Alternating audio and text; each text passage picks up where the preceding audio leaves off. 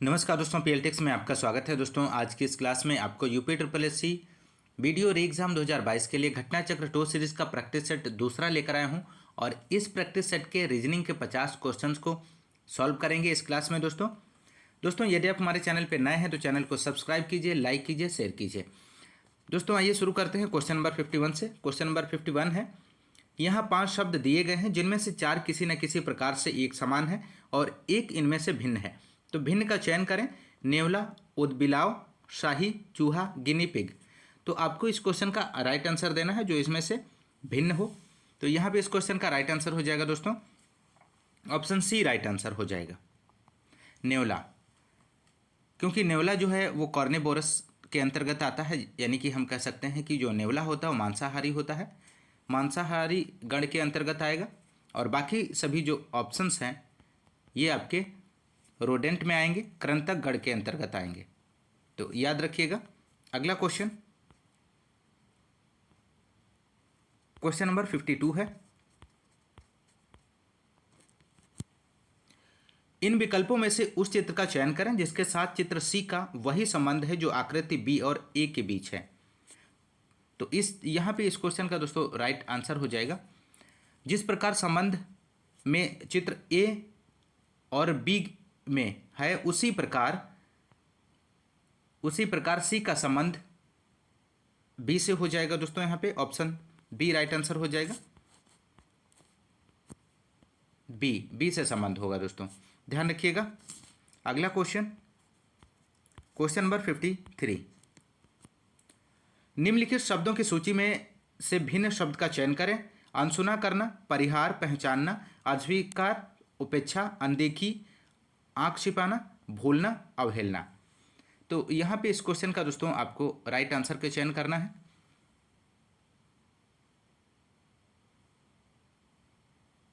तो यहाँ पे इस क्वेश्चन का दोस्तों राइट आंसर हो जाएगा, तो यहाँ पे इस क्वेश्चन का राइट आंसर ऑप्शन ए हो जाएगा, पहचान।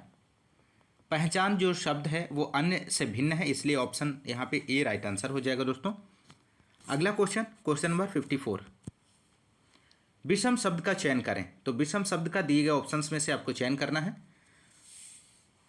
तो इस क्वेश्चन का यहाँ पे राइट आंसर दोस्तों ऑप्शन डी हो जाएगा, आदान प्रदान करना,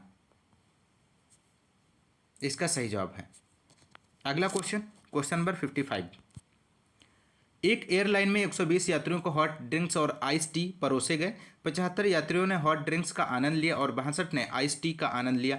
यह 40 ने दोनों का आनंद लिया, तो कितने यात्रियों ने पेय पदार्थों में से किसी का भी आनंद नहीं लिया। तो इस क्वेश्चन का दोस्तों आपको राइट आंसर देना है। तो इसका आपको सही जवाब देना है दोस्तों, क्या हो जाएगा,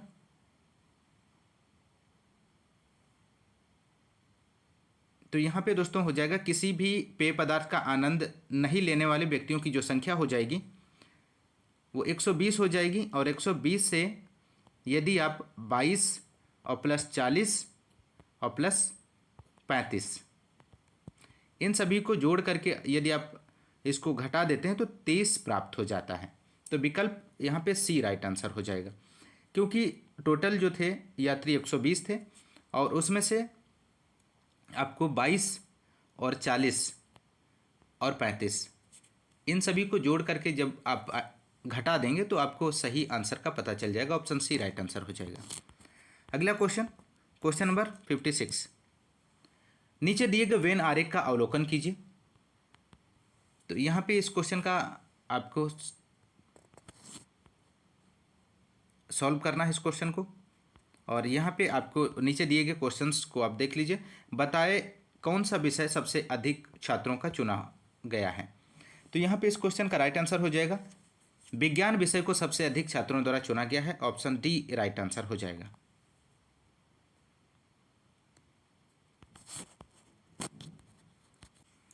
तो इसको कैसे सॉल्व करेंगे दोस्तों, यहाँ पे देखिएगा, विज्ञान में जितने भी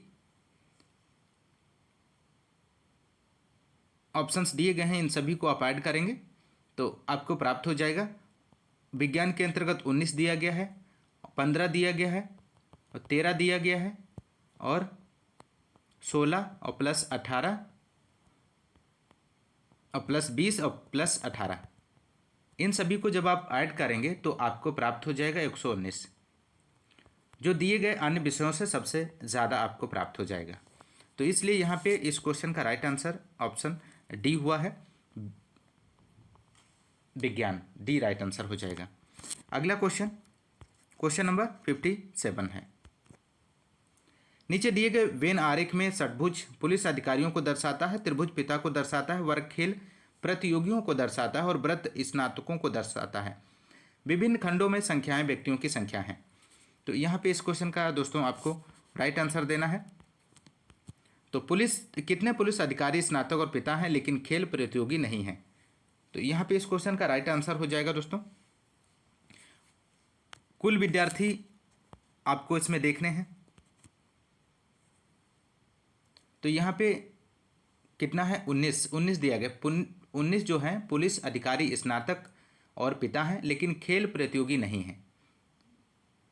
तो यहाँ पे इसका राइट आंसर जो हो जाएगा दोस्तों 19 हो जाएगा, ऑप्शन सी इसका सही जवाब है। अगला क्वेश्चन, क्वेश्चन नंबर 58। 50 सहपाठियों में से 27 क्रिकेट खेलते हैं, 29 फुटबॉल खेलते हैं और 9 क्रिकेट और फुटबॉल दोनों खेलते हैं। उन छात्रों की संख्या की पहचान करें जो ना तो क्रिकेट खेलते हैं और ना ही फुटबॉल खेलते हैं। तो यहाँ पे इस क्वेश्चन का राइट आंसर हो जाएगा दोस्तों। तो टोटल अगर इसको हम सॉल्व करें दोस्तों तो टोटल कितने हैं, कुल विद्यार्थियों की संख्या कितनी है, यहाँ पे 50 दी गई है। और क्रिकेट और फुटबॉल खेलने वाले कुल विद्यार्थी कितने हैं, 18 + 9 और +20, तो टोटल ये 47 हो जाएगा। वे विद्यार्थी जो ना तो क्रिकेट खेलते हैं और ना ही फुटबॉल, तो उनकी संख्या निकालना है। तो हमें क्या करना पड़ेगा, इन 50 में से 47 को माइनस कर देंगे तो 3 प्राप्त हो जाएगा। और 3 जो है आपके विकल्प ए में दिया गया है, तो ए विकल्प इसका सही जवाब हो जाएगा। अगला क्वेश्चन, क्वेश्चन नंबर 59। नीचे दी गई आकृति में कुल कितने त्रिभुज हैं। तो त्रिभुज बताना है दोस्तों। तो एक फलक वाले त्रिभुजों की संख्या कितनी हो जाएगी दोस्तों, यहाँ पे 12 हो जाएगी। 2 फलक वाले त्रिभुजों की संख्या 8 हो जाएगी और कुल त्रिभुजों की संख्या कितनी हो जाएगी, 12 और 8 20 हो जाएगी। तो यहाँ पे इस क्वेश्चन का राइट आंसर ऑप्शन डी हो जाएगा 20, इसमें त्रिभुजों की संख्या 20 है। अगला क्वेश्चन, क्वेश्चन नंबर 60। 15 बजे एक घड़ी की घंटे और मिनट की सुई के बीच का कोण होता है। तो आपको बताना है दोस्तों। तो 15 बजे का अर्थ क्या हो जाएगा, 3 बजे। 15 बजे का मतलब हो जाएगा 3 बजे। और घंटे और मिनट की सुई के बीच का कोण कितना हो जाता है, ये आपका फार्मूला होता है, थीटा बराबर हो जाएगा 30h - 11m/2। इस फार्मूले में आप वैल्यू रख दीजिए तो कितना आ जाएगा यहाँ पे 30 × 3 - 10 × 0/2। और 90 से -0 करेंगे तो 90 ही आएगा। तो इसलिए यहाँ पे इस क्वेश्चन का राइट आंसर ऑप्शन बी 90 ही होगा, ऑप्शन बी राइट आंसर हो जाएगा। अगला क्वेश्चन, क्वेश्चन नंबर 61 है। दीपक ऑफिस जाने के लिए अपने घर से निकलकर 4 किलोमीटर पूरब की ओर चलता है, फिर बाएं मुड़कर 3 किलोमीटर चलता है। उसकी बहन दीपिका कॉलेज जाने के लिए उसी घर से निकलकर 16 किलोमीटर पूरब की ओर चलती है और फिर बाएं मुड़ कर 8 किलोमीटर चलती है। ऑफिस और कॉलेज के मध्य न्यूनतम दूरी कितनी है। तो न्यूनतम दूरी बताना है दोस्तों। इस क्वेश्चन को सॉल्व करिए। तो दोस्तों इस क्वेश्चन का यहाँ पे राइट आंसर हो जाएगा, आप इस तरह से इस क्वेश्चन को सॉल्व कर सकते हैं। तो कॉलेज और ऑफिस के बीच की न्यूनतम दूरी प्राप्त करना है। तो AC बराबर आपका हो जाएगा 12 का अंडर रूट और 5 का।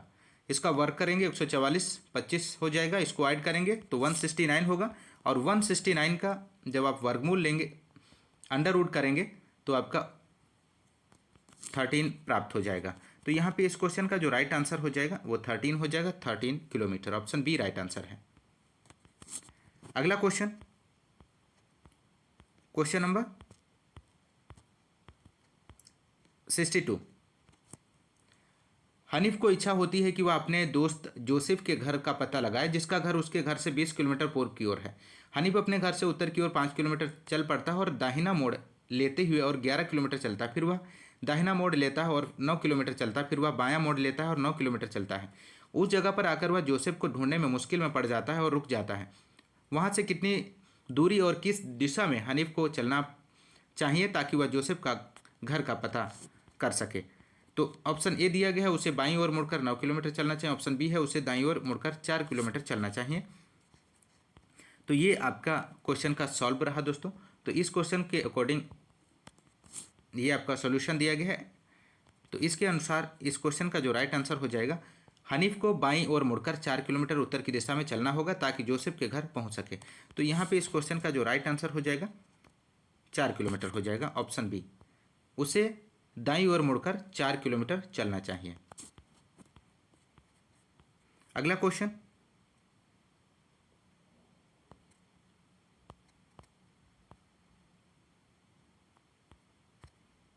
क्वेश्चन नंबर 63 है दोस्तों।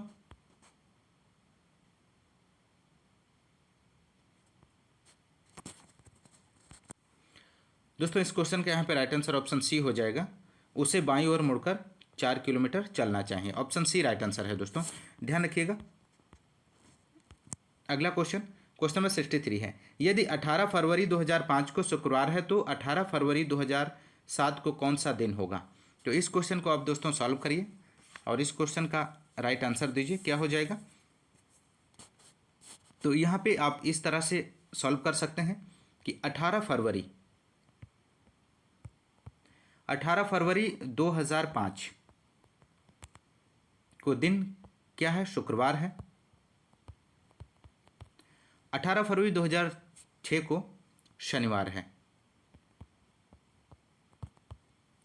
तो 18 फरवरी 2007 को दिन कौन सा होगा? तो रविवार हो जाएगा दोस्तों। तो इस क्वेश्चन का यहाँ पे जो राइट आंसर हो जाएगा ऑप्शन सी, रविवार होगा।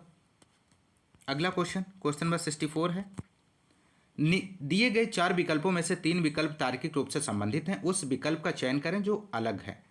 तो यहाँ पे इस क्वेश्चन का राइट आंसर जो हो जाएगा दोस्तों, ऑप्शन बी हो जाएगा 64, क्योंकि 64 और 64 जो है वो 4 की घन है दोस्तों। 64 जो है वो 4 की घन है और 8 की वर्ग संख्या 8 की वर्ग संख्या है और अन्य विकल्प में जो संख्याएं दी गई हैं वो इससे भिन्न है। तो ध्यान रखिएगा, क्वेश्चन बी राइट आंसर हो जाएगा इस क्वेश्चन का आंसर। अगला question, question number 65, Rahul 2 kilometre पश्चिम की ओर चलता है और फिर वो उत्तर की तरफ मुड़ता है और 5 किलोमीटर चलता है। फिर वह पश्चिम की तरफ मुड़ता है और 3 किलोमीटर चलता है। इसके बाद वह उत्तर की तरफ मुड़ता है और 7 किलोमीटर चलता है। अब वह प्रस्थान बिंदु से किस दिशा में है? तो इस क्वेश्चन का दोस्तों आपको राइट आंसर करना है। तो यहाँ पे इस तरह से इस क्वेश्चन को सॉल्व करेंगे दोस्तों। तो इस क्वेश्चन का आपको सही आंसर प्राप्त हो जाएगा। तो इस क्वेश्चन का राइट आंसर आपको प्राप्त हो जाएगा ऑप्शन सी, उत्तर पश्चिम। ऑप्शन सी राइट आंसर हो जाएगा। नेक्स्ट क्वेश्चन, क्वेश्चन नंबर 66, नीचे दिया गया सवाल 2 वक्तव्यों फर्स्ट और सेकंड से बना है। आपको तय करना है कि क्या वक्तव्यों में दी गई जानकारी सवाल के जवाब देने के लिए पर्याप्त है। दोनों वक्तव्यों को पढ़ें और सही जवाब का चयन करें। सवाल ABCD और E 5 दोस्त हैं, इनमें से सबसे छोटा कौन है? फर्स्ट में दिया गया A D और C से लंबा है, E A से लंबा है। सेकेंड में है F इन सभी से लंबा है। ऑप्शन ए में है वक्तव्य फर्स्ट और सेकेंड दोनों में मौजूद आंकड़े सवाल का जवाब देने के लिए पर्याप्त नहीं है। ऑप्शन बी है वक्तव्य सेकेंड में मौजूद आंकड़े सवाल का जवाब देने के लिए पर्याप्त है। ऑप्शन सी में है वक्तव्य फर्स्ट में मौजूद आंकड़े सवाल का जवाब देने के लिए पर्याप्त है। ऑप्शन डी है वक्तव्य फर्स्ट और वक्तव्य सेकेंड दोनों में मौजूद आंकड़े सवाल देने के जवाब के लिए पर्याप्त है। तो इस क्वेश्चन का यहाँ पे जो राइट आंसर हो जाएगा दोस्तों, तो इस क्वेश्चन का दोस्तों राइट आंसर ऑप्शन ए हो जाएगा, वक्तव्य फर्स्ट और वक्तव्य सेकेंड दोनों में मौजूद आंकड़े सवाल का जवाब देने के लिए पर्याप्त नहीं है।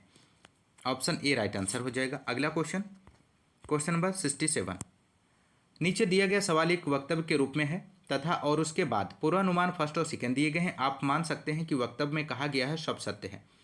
उसके बाद दो पूर्वानुमानों पर गौर करें और निर्णय करें कि उनमें से कौन सा वक्तव्य में दी गई जानकारी का यथोचित संदेश से परे है, तार्किक रूप से अनुसरण करता है। वक्तव्य दिया गया है दोस्तों, जिन छात्रों ने रिकॉर्ड बुक जमा नहीं किए हैं उन्हें प्रतियोगी परीक्षा में उपस्थित नहीं होने दिया जाएगा।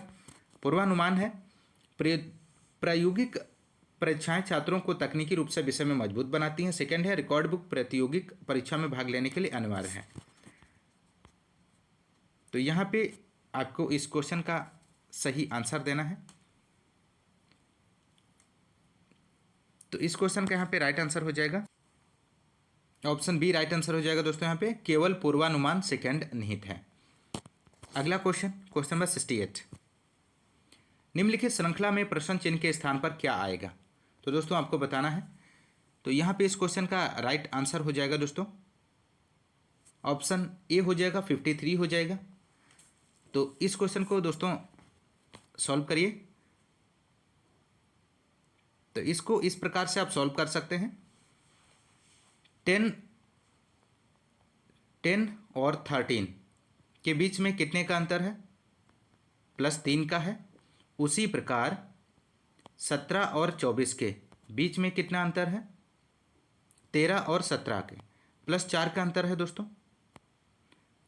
और 17 से 24 तक +7 का अंतर है। इसी प्रकार 24 से 25 तक कितना अंतर हो जाएगा? 35 तक, 24 से 35 तक आपका 17 का अंतर हो जाएगा। 24 से 35 तक +11 का अंतर हो जाएगा, ध्यान रखिएगा दोस्तों। और 35 से 53 के जो बीच अंतर होगा वो +18 का हो जाएगा। तो इसके स्थान पे कितना आ जाएगा? 53 आएगा। ऑप्शन ए राइट आंसर हो जाएगा इसका।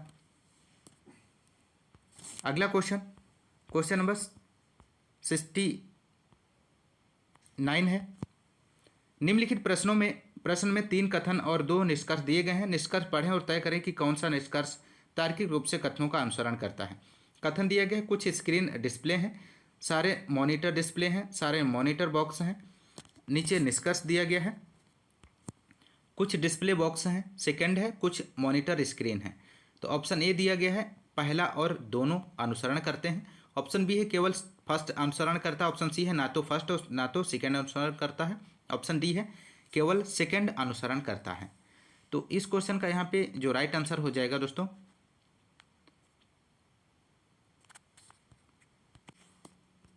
इसका राइट आंसर ऑप्शन बी हो जाएगा, केवल फर्स्ट अनुसरण करता है। ऑप्शन बी राइट आंसर हो जाएगा दोस्तों यहाँ पे।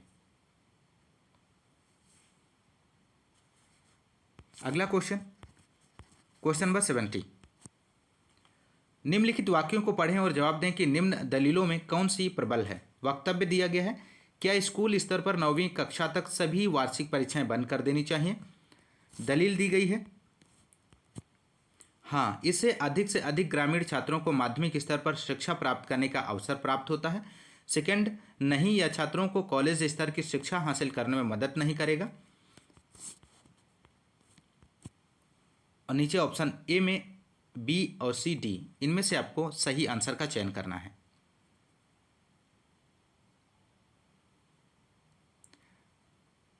तो इस क्वेश्चन का दोस्तों राइट आंसर क्या हो जाएगा?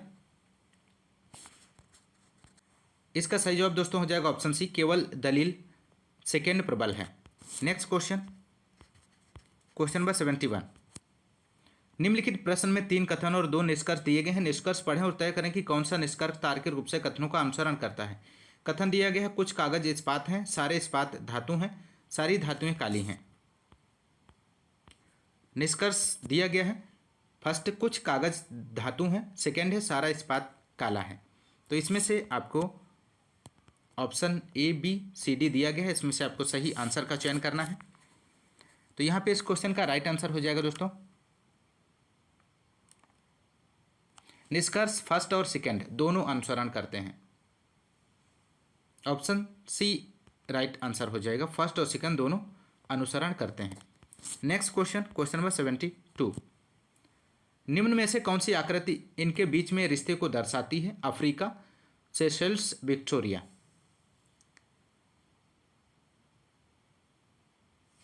तो इस क्वेश्चन का दोस्तों यहाँ पे राइट आंसर हो जाएगा विक्टोरिया। सेशल्स देश की राजधानी है और सेशल्स अफ्रीका के मुख्य भूमि से अलग है जो हिंद महासागर में स्थित है। तो यहाँ पे इस क्वेश्चन का जो राइट आंसर होगा ए राइट आंसर हो जाएगा, इसका सही जवाब है। अगला क्वेश्चन, क्वेश्चन नंबर 73 है। यदि एक विशेष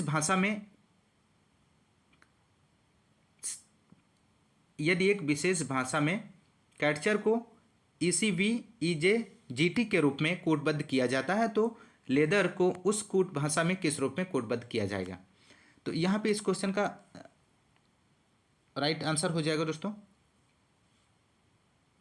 लेदर का सही कूट इनमें से कौन सा होगा दोस्तों? तो लेदर का सही जो कूट होगा NGCV,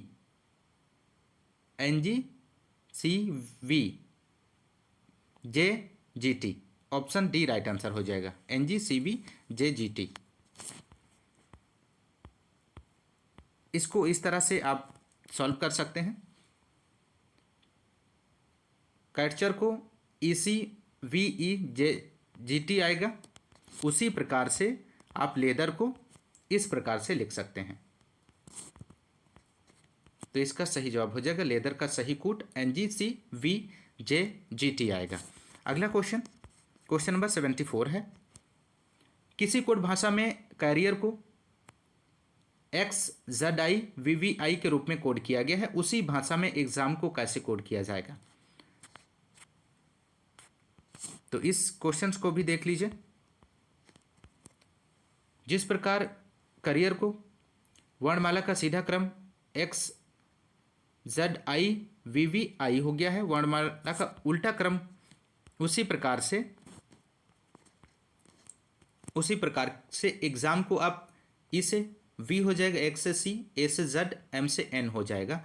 तो वर्णमाला का ये सीधा क्रम है और वर्णमाला का ये उल्टा क्रम है। तो यहाँ पे एग्जाम का सही कोड जो होगा VCZN हो जाएगा, VCZN। तो यहाँ पे इस क्वेश्चन का जो राइट आंसर होगा VCZN, option B right answer हो जाएगा। अगला क्वेश्चन, क्वेश्चन नंबर 75 है। एक निश्चित कूट भाषा में क्लॉक को KCOLC के रूप में लिखा गया है। जब रमेशा को उसी निश्चित कूट भाषा में लिखा जाए तो नए शब्द के पहले और अंतिम अक्षर क्रमशः क्या होंगे? तो इस क्वेश्चंस को भी आप देख लीजिए किस तरह से सॉल्व करेंगे। जिस प्रकार क्लॉक को KCOLC कूट किया गया है उसी तरह से रमेशा को AHSEMAR इसको लिखा जाएगा। तो रमेशा को AHSEMAR लिखा जाएगा जिसका पहला और अंतिम अक्षर A और R होगा। तो यहाँ पे इस क्वेश्चन का जो राइट आंसर होगा AR हो जाएगा, ऑप्शन बी राइट आंसर हो जाएगा। Next question, question number 76। Deepika Priyanka की सास है जिनके पति रणवीर की पत्नी के ससुर हैं। सलमान दीपिका के पति का इकलौता बेटा है जबकि कैटरीना रणवीर की मां की इकलौती बेटी है। सलमान का कैटरीना से क्या संबंध होगा? तो यहाँ पे इस क्वेश्चन का जो राइट आंसर होगा दोस्तों ऑप्शन ए हो जाएगा। आप इस क्वेश्चन को आप इस तरह से सॉल्व कर सकते हैं। तो यहाँ पे जो संबंध हो जाएगा पिता का आएगा। अगला क्वेश्चन, क्वेश्चन नंबर 77। निम्न जानकारी को पढ़ें और फिर इसके आधार पर प्रश्न का उत्तर दें। तो इस क्वेश्चन का यहाँ पे राइट आंसर होगा दोस्तों ऑप्शन ए राइट आंसर हो जाएगा। D*C+B+A यहाँ पे सही आंसर हो जाएगा। निम्न में से किससे तात्पर्य है कि D A के बड़े दादा पर नाना है? तो यहाँ पे ऑप्शन ए राइट आंसर आ जाएगा। इस तरह से आप इसको सॉल्व कर सकते हैं विकल्प के अनुसार। ऑप्शन ए सही है।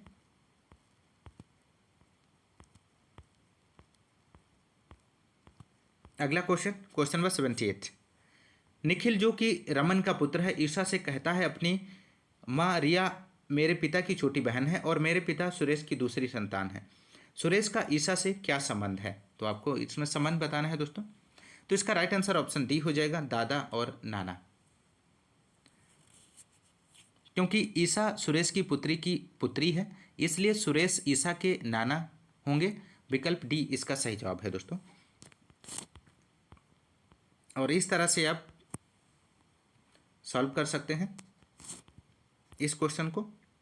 तो यहाँ पे जो संबंध आएगा ऑप्शन डी हो जाएगा। ईशा सुरेश की पुत्री है, इसलिए सुरेश ईशा के नाना होंगे और विकल्प यहाँ पे डी राइट आंसर हो जाएगा दोस्तों।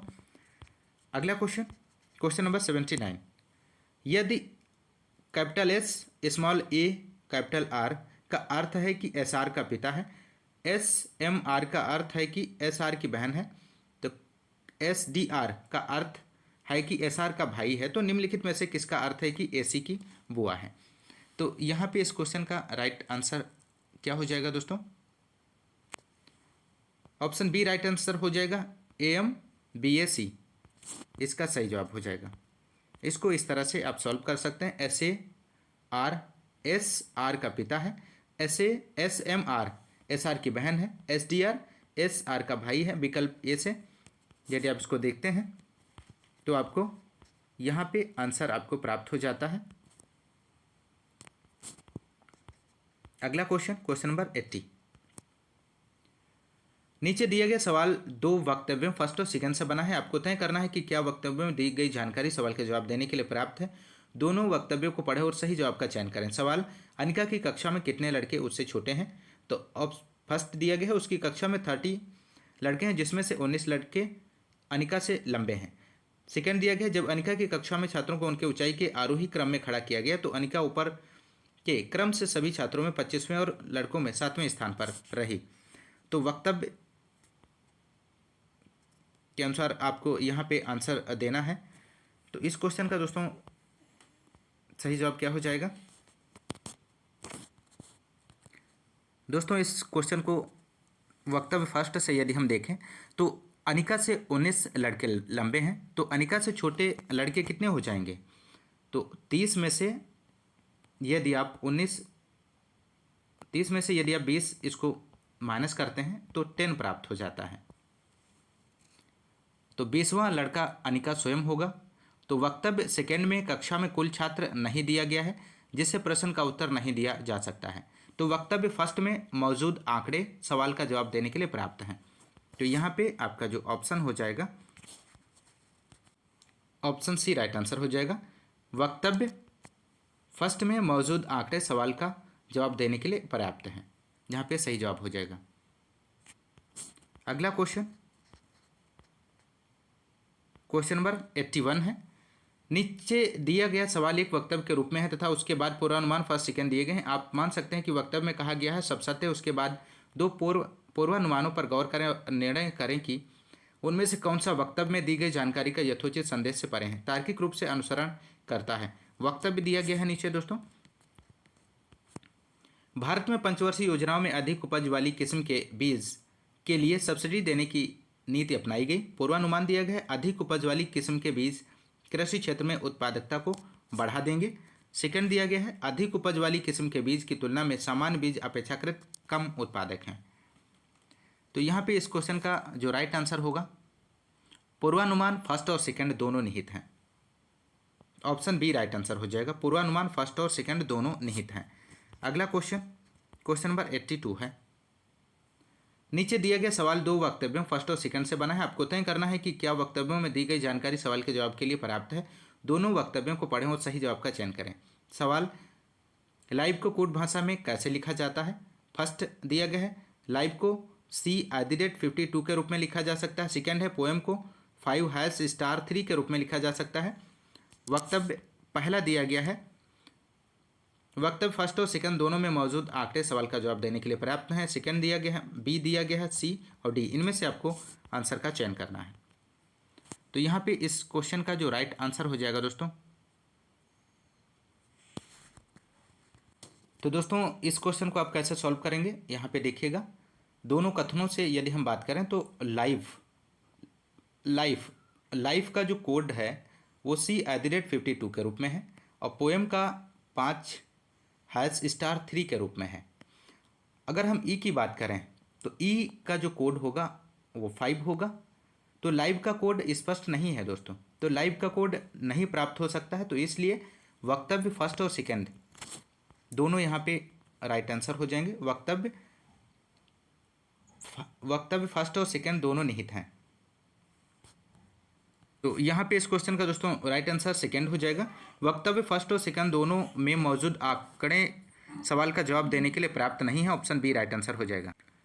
नेक्स्ट क्वेश्चन दोस्तों, क्वेश्चन नंबर 83 है। दिए गए विकल्पों में से संख्याओं की विषम जोड़ी ज्ञात करें। तो आपको इस क्वेश्चन को सॉल्व करना है दोस्तों, और विषम जोड़ी का चयन करना है। तो इस क्वेश्चन का राइट आंसर ऑप्शन डी हो जाएगा, ऑप्शन डी राइट आंसर है।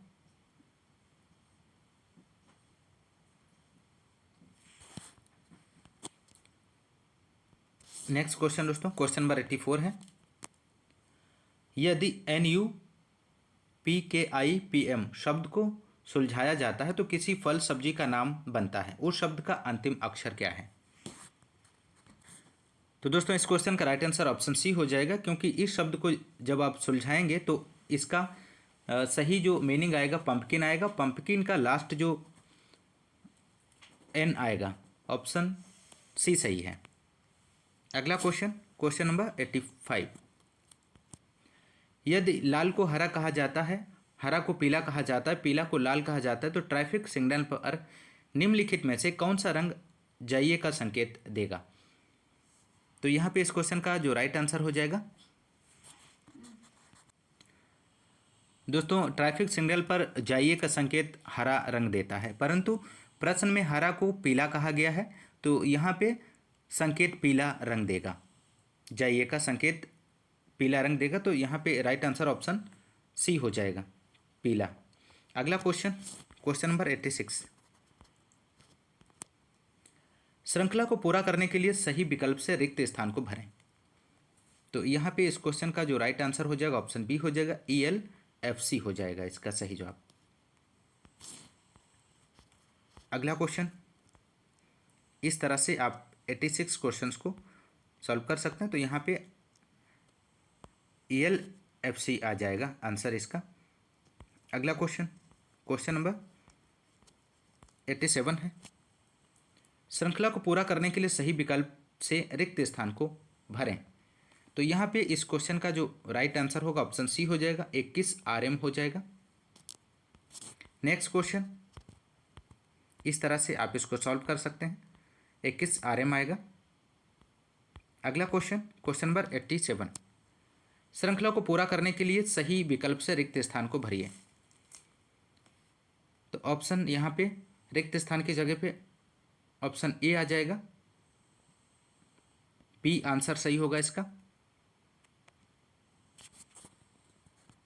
क्योंकि दोस्तों दी गई अक्षर की श्रृंखला महीनों के नाम के पहले अक्षर से आगे बढ़ रही है, इसलिए जुलाई के बाद अगस्त महीना आता है और अगस्त का पहला अक्षर ए से होता है, तो इसलिए ऑप्शन बी इसका राइट आंसर हो जाएगा।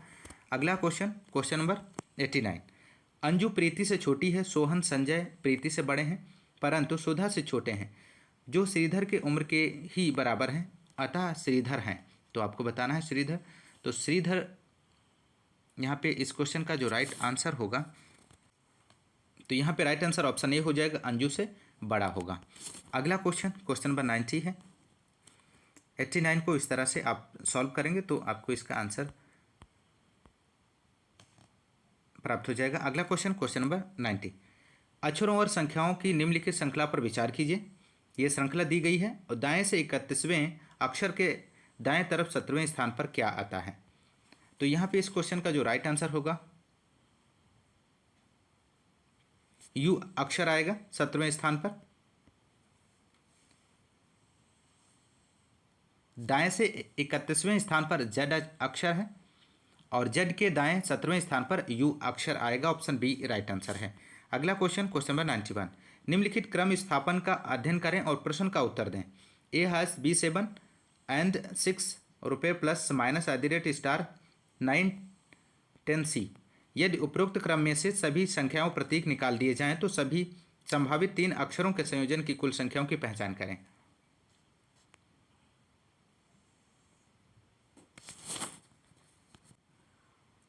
तो दोस्तों इस क्वेश्चन का यहाँ पे राइट आंसर हो जाएगा, दिए गए अनुक्रम में सभी संख्या और प्रतीक को निकालने पर शेष क्या बचेगा? ABC बचेगा।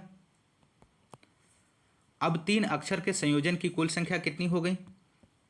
3, तो 3 × 2 × 1 बराबर 6 हो जाएगा। तो यहाँ पे राइट आंसर ऑप्शन सी होगा। अगला क्वेश्चन नंबर 92। यदि हम प्लस को माइनस के स्थान पर और डिवाइड को मल्टीप्लाई के स्थान पर आपस में बदल देते हैं तो निम्न समीकरणों में से कौन सा समीकरण सही है? तो यहाँ पे इस क्वेश्चन का राइट आंसर ऑप्शन डी हो जाएगा।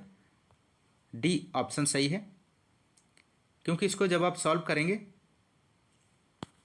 तो आपको 10 प्राप्त हो जाएगा, तो इसलिए विकल्प आपका डी राइट आंसर हो जाएगा। अगला क्वेश्चन नंबर 93। यदि कैपिटल आर अर्थात -a अर्थात +b अर्थात डिवाइड और c अर्थात मल्टीप्लाई को नीचे दिए गए पद का मान है, तो यहाँ पर आप इसको सॉल्व कर सकते हैं। ABC तथा R को चिन्हों में बदलने पर आपको प्राप्त होगा 25 + 36 + 36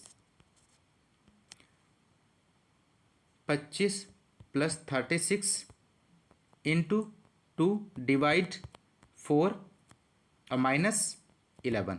जब इसको आप सॉल्व करेंगे तो आपको मिलेगा 25 + 36 और भाग 2 -1, और फिर अगला स्टेप 25 + 18 और -11, तो 43 में से आप माइनस करेंगे 11 तो 32 आपको मिल जाएगा।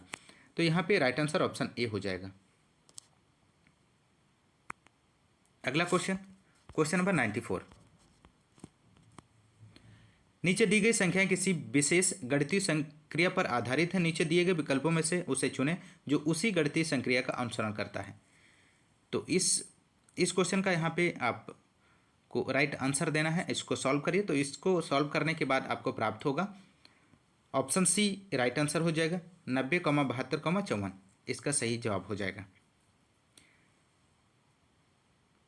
क्योंकि यहाँ पे इसको इस तरह से सॉल्व कर सकते हैं जिस प्रकार 64 + 32/2 कितना हो गया? 48 हो जाएगा। उसी प्रकार 90 और +54/2 करेंगे, उसके बाद 72 आएगा। तो यहाँ पे इस क्वेश्चन का जो राइट आंसर होगा वो ऑप्शन सी हो जाएगा। इसको आप ऐड करेंगे, ऐड करने के बाद जब डिवाइड करेंगे तो आपको 72 आपको प्राप्त हो जाएगा। अगला क्वेश्चन नंबर 95।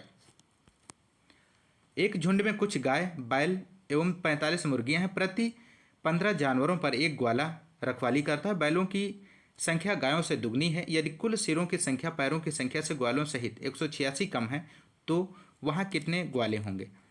तो यहाँ पे इस क्वेश्चन का जो राइट आंसर ऑप्शन ए हो जाएगा, 6 आएगा। दोस्तों इस क्वेश्चन को सॉल्व करने के बाद आपको इस तरह से मानना पड़ेगा। माना गायों की संख्या x है, बैलों की संख्या 2x है, तो कुल जानवर जो है x + 2x ये 3 हो जाएगा, 3x और +45 हो जाएगा। 15 जानवरों पर एक ग्वाला है तो ग्वालों की संख्या 3x + 45/15 हो जाएगा। कुल सिरों की संख्या, तो यहाँ पे आपको समीकरण बन जाएगा इस तरह से। कुल पैरों की संख्या आपको निकालनी है, तो इस तरह से आप इसको सॉल्व करने के बाद आपको प्राप्त हो जाएगा ग्वालों की संख्या 3x + 45/15। तो 3 और 15 का मल्टीप्लाई करेंगे और +45 जोड़ेंगे, 15 से डिवाइड करेंगे तो 6 आ जाएगा यहाँ पे। तो अगला क्वेश्चन नंबर 96। नीचे दिए गए प्रश्न के अनुसार दिए गए दोनों कथनों को पढ़ें। तय करें कि प्रश्न का उत्तर देने के लिए कौन सा कथन पर्याप्त है। प्रश्न दिया गया है, विजय का जन्म किस वर्ष हुआ था? कथन है। पहला, विजय इस समय अपनी माता से 24 साल छोटा है। सेकंड है, विजय का भाई जिसका जन्म 2000 में हुआ था अपनी माँ से 30 साल छोटा है। तो ऑप्शन ए दिया गया है, बी है। इसमें से आपको सही उत्तर का चयन करना है। तो यहाँ पे इस क्वेश्चन का राइट आंसर हो जाएगा, इस क्वेश्चन का राइट आंसर दोस्तों हो जाएगा ऑप्शन डी, अकेला कथन सेकंड पर्याप्त है जबकि अकेला फर्स्ट पर्याप्त नहीं है। अगला क्वेश्चन, क्वेश्चन नंबर 97 है।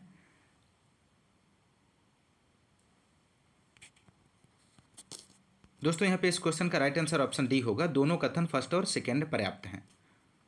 अगला क्वेश्चन, क्वेश्चन नंबर 97 है। उस विकल्प का चयन करें जो दिए गए विकल्पों से अलग cricket, squash, table tennis, football है।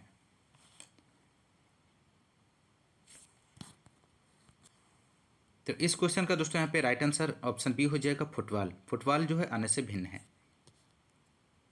अगला क्वेश्चन, क्वेश्चन नंबर 98। निम्न में से कौन सी आकृति इसके बीच में रिश्ते को दर्शाती है? स्टोव, फ्रीजर, बर्फ का टुकड़ा। तो इस क्वेश्चन का right answer option B answer सही हो जाएगा। अगला क्वेश्चन, क्वेश्चन नंबर 99। कर्ण पूर्व दिशा में x मीटर की दूरी तय करता है और तब दाएं मुड़कर y मीटर की दूरी तय करता है। तो बताएं प्रारंभिक बिंदु तक पहुंचने के लिए सबसे छोटी दूरी क्या होगी? तो इस क्वेश्चन का यहाँ पे जो राइट आंसर होगा दोस्तों ऑप्शन बी हो जाएगा, √x² + y²। इसको इस प्रकार से आप सॉल्व कर सकते हैं। तो आपको ओ बी बराबर x² + y² प्राप्त हो जाएगा √ में। अगला क्वेश्चन, क्वेश्चन नंबर 100 है। एक कोड विशेष में अगर बेगिन को YLJH के रूप में कोडबद्ध किया जाता है तो बताइए जोनल का कोड क्या होगा? तो यहाँ पे राइट आंसर जो होगा ऑप्शन डी हो जाएगा, WDQRI। इसको इस तरह से सॉल्व कर सकते हैं। बेगिन का YLJHK होगा, तो यहाँ पे उसी प्रकार जोनल का जो कोड हो जाएगा WDQRI +11 और +3 का है। तो ऑप्शन डी यहाँ पे राइट आंसर है दोस्तों। तो दोस्तों इस प्रकार से आप रीजनिंग के क्वेश्चंस को आपने 50 क्वेश्चंस इस क्लास में आपने सॉल्व किए हैं। दोस्तों आज की क्लास में बस इतना ही, मिलते हैं नेक्स्ट क्लास में, तब तक के लिए नमस्कार, जय हिंद, धन्यवाद।